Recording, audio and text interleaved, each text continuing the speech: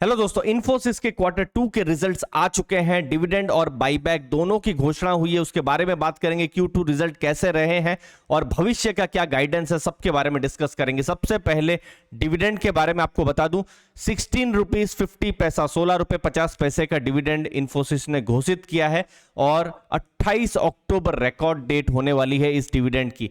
और record date के बाद जो पेमेंट डेट है वो नवंबर 10 होने वाली है। अगर हम कंपेयर करें तो जनरली इन्फोसिस Q2 रिजल्ट के बाद पिछले कुछ सालों से जो डिविडेंड है वो डिक्लेयर कर रहे हैं। तो पिछले साल यही अक्टूबर के महीने में उन्होंने डिक्लेयर किया था डिविडेंड, वो 15 रुपए का डिविडेंड था।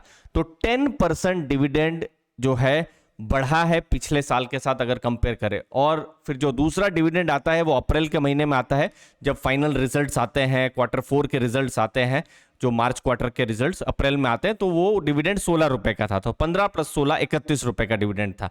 तो इस बार डिविडेंड बढ़ा है, 10% बढ़ा है और 16 रुपए 50 पैसे का जो डिविडेंड है वो इन्वेस्टर्स को मिलेगा।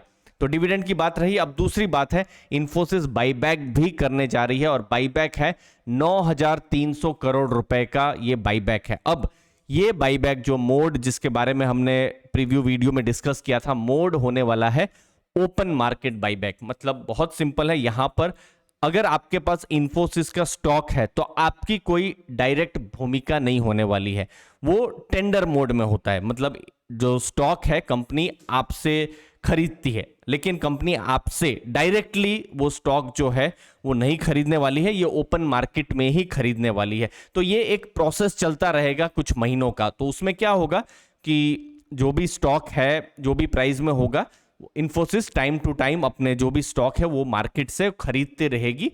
लगभग 5 करोड़ के आसपास स्टॉक खरीदने का प्लान है। और ये जो भी बाईबैक रहेगा, मतलब 1850 से ऊपर के प्राइस, मतलब उसके नीचे ही कंपनी अपने स्टॉक्स को खरीदने वाली है। तो इसके भी अपने एडवांटेजेस है, क्योंकि अगर शेयर प्राइस नीचे गिरता रहेगा तो एटलीस्ट एक बड़ा बायर जो है, मतलब कंपनी यहां पर खुद एज ए बड़ा बायर यहां पर खड़ी रहेगी और वो अपने स्टॉक्स को बाई करती रहेगी। तो ये एक चीज है। बट यस, अगर आपके पास डायरेक्ट अगर शेयर है, अगर आप टेंडर करना चाहते थे तो वैसा नहीं होने वाला है। अब हम बात करेंगे रिजल्ट्स की। सबसे इंपॉर्टेंट है यहां पर 18.8% ग्रोथ हुआ है अगर आप कांस्टेंट करेंसी के हिसाब से देखें। ऑपरेटिंग मार्जिन 21.5% है। अब ये ज्यादा है या कम, ये बहुत इंपॉर्टेंट है। ये मैं थोड़ी देर के बाद में समझाने वाला हूं। और उन्होंने डील विंस भी की है 2.7 बिलियन डॉलर की। ठीक है, अब ये है इंपॉर्टेंट नंबर्स। देखिए बहुत सारे नंबर है, हमको कंफ्यूज कहीं नहीं होना है। सबसे पहले कंपनी ने कमाया कितना है, रेवेन्यू कितना किया है। ठीक है, 36,538 करोड़ है। ओके, अगर पिछले साल अगर आप सितंबर के साथ कंपेयर करेंगे तो 29,602 करोड़ कमाए थे। मतलब इस बार 23% का ग्रोथ हुआ है, जो कि बहुत अच्छा ग्रोथ कहा जाएगा। अभी जून के महीने में Q1 जो 3 महीने थे, अप्रैल में जून, उनके रिजल्ट खत्म हुए थे, तो उस समय में कंपनी ने कितना कमाया था, 34,470 करोड़। तो क्वार्टर टू क्वार्टर भी देखेंगे तो कंपनी कमा रही है, 6% का ग्रोथ कर रही है, जो कि अच्छी बात है। अब कंपनी ने कमाया है तो उनके खर्चे हैं, इंप्लॉय के खर्चे हैं, फिर एडमिनिस्ट्रेशन, मार्केटिंग, ये सब खर्चे उनको अगर आप माइनस कर देंगे तो ऑपरेटिंग प्रॉफिट निकलता है। और ऑपरेटिंग प्रॉफिट लगभग 13% बढ़ा है। और क्वार्टर ऑन क्वार्टर भी अगर आप देखेंगे तो लगभग 14% ये बढ़ा है। तो जो मैंने आपको सबसे इंपॉर्टेंट बात कही, मार्जिन्स, क्योंकि मार्जिन्स पर ही आईटी कंपनी का बहुत हद तक देखा जाता है जो बिजनेस है, मतलब थोड़ा एनालिसिस ज्यादा होती है। तो ऑपरेटिंग मार्जिन आप देखिए इस बार 21.5% है। मतलब लगभग 100 रुपए अगर कंपनी कमा रही है तो नेट नेट टैक्सेस से पहले, इंटरेस्ट से पहले नेट नेट 21.5 रुपीज कंपनी अपने पास रख रही है। बाकी सब तो जो खर्चा है, इंप्लॉय खर्चा है या सेल्स और बाकी सब खर्चा, ठीक है। यही पिछले साल 23.6% था, मतलब कम हुआ है। लेकिन ये चीज इन्वेस्टर्स को पता है, ये चीज मार्केट को भी पता है। और ये सिर्फ ये इन्फोसिस में ही नहीं, TCS, HCL, विप्रो, मैक्स, सभी आईटी कंपनीज में यही है कि मार्जिन्स का प्रेशर वहां पर रहा है। अब Q1 में आप देखिए मार्जिन्स रहे थे 20.1%, 20% मार्जिन थे और वो बढ़कर 21.5%, मतलब एक क्वार्टर में लगभग 1.4% के आसपास मार्जिन बढ़े। अब ये बहुत ही पॉजिटिव कहा जा सकता है, क्योंकि कंपनी ने ग्रोथ भी किया है और अपने जो मार्जिन्स हैं उनको भी बढ़ाया है। फिर लास्ट में नेट प्रॉफिट कंपनी ने कमाया है कि नहीं, तो देखिए स्लोडाउन का वातावरण है लेकिन फिर भी उनके प्रॉफिट्स 11% इंक्रीज हुए हैं और प्रॉफिट बढ़ के 6021 करोड़ हुए हैं। अगर आप अगेन पिछले साल के साथ कंपेयर करें जब 5400 करोड़ का प्रॉफिट था, इस बार 6000 करोड़ के प्रॉफिट हुए हैं, तो प्रॉफिट बढ़े हैं। दूसरी चीज है जो मैंने बताया कि मार्जिन में प्रेशर क्यों आ रहा है, इतने खर्चे क्यों हो रहे हैं, वो था एम्प्लॉइज जॉब छोड़ रहे। तो एक बार देख लेते हैं कि क्या इस बार जॉब जो छोड़ रहे थे कम हो रहे हैं या ज्यादा हो रहे हैं। तो देखिए ये पिछले साल सितंबर ये 20% का एट्रिशन था, मतलब 100 में 20 एम्प्लॉय अपना जो है जॉब छोड़ रहे थे।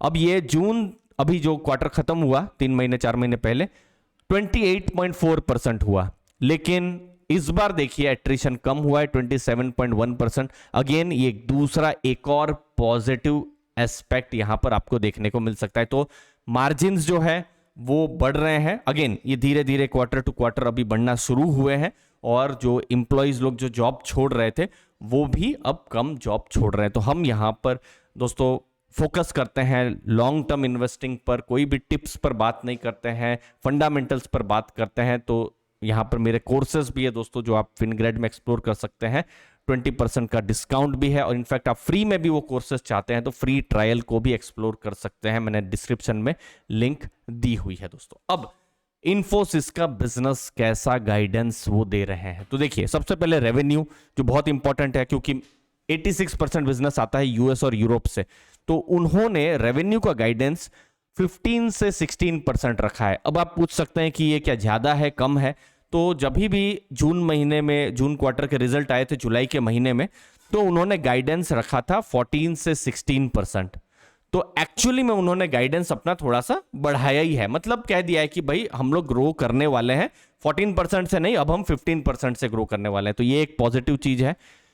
फिर दूसरा है जो मैंने मार्जिन के बारे में थोड़ा समय लिया, 21 से 22% का गाइडेंस रखा है, जो कि पिछली बार 21 से 23% वो कह रहे थे। तो जो ऑपरेटिंग जो हाई मार्जिन है 23% है वो अब शायद नहीं रहेगा, अब मार्जिन 21 से 22% रहेगा, जिसको आप एक न्यूट्रल चीज मान सकते हैं। मैं नेगेटिव तो नहीं मानूंगा, इतने मतलब इतनी बड़ी कंपनी है इस लेवल पर काम कर रही है, अपना जो मार्जिन से गाइडेंस थोड़ा सा उन्होंने जो है एक रेंज किया हुआ है। तो ओवरऑल एक ठीक ठाक जो है नंबर्स हमको देखने को मिल रहा है और भविष्य का गाइडेंस देखने को मिल रहा है। बाकी 100 मिलियन के क्लाइंट्स भी जो है उन्होंने ऐड किए हैं, 38 से 39, 50 मिलियन के भी क्लाइंट्स उन्होंने 69 से 77 ऐड किए हैं। तो ये सब कुछ नंबर्स है। मैनेजमेंट ने क्या कहा है, उन्होंने कहा है कि स्टीडी ऑलराउंड ग्रोथ हुआ है क्वार्टर 2 में।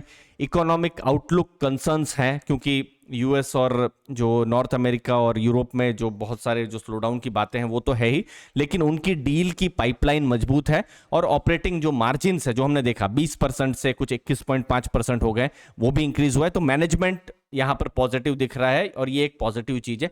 फाइनली रिजल्ट कैसे रहे हैं, एक डिसेंट रिजल्ट रहे, कोई नेगेटिव सरप्राइज नहीं है। नेगेटिव सरप्राइज मतलब अगर कंपनी कह देते कि नहीं मार्जिन हम लोग के अब 20% हो जाएंगे या 19% हो जाएंगे तो नेगेटिव सरप्राइज होता, या कंपनी कह देती कि हम लोग ग्रोथ नहीं कर पाएंगे, ग्रोथ वही 12-13% में करेगी तो नेगेटिव सरप्राइज होता। तो वैसा नहीं है, इनफैक्ट ग्रोथ का गाइडेंस बढ़ाया है, तो एक पॉजिटिव रिजल्ट यहां पर है। बस थोड़ा सा अगर यही चीज है कि जो मार्जिन जो है थोड़ा सा कम किया है, बस वही एक चीज है। और दूसरी चीज देखिए, आईटी कंपनी हो, कोई भी आईटी कंपनी हो, सब कुछ तो मैक्रो के ऊपर है। अगर देश ही ग्रो नहीं करेंगे, जैसे यूएस है या फिर यूरोप है, वो लोग खुद ग्रो नहीं करेंगे तो बिजनेस पे इंपैक्ट तो होगा ही। तो एक तरीके से मैंने हर बार वही कहा है कि जो अभी आईटी कंपनियां बड़े चैलेंजेस से गुजर रही है, वो चैलेंजेस अभी हमको देखने को मिल रहा है। मतलब आप सोच सकते हैं तूफान से गुजर रही है और तूफान अभी चल रहा है, तो शॉर्ट टर्म में मैक्रो चैलेंजेस है लेकिन कंपनी स्ट्रांग है, इतना हमको पता चल रहा है। थोड़ा सा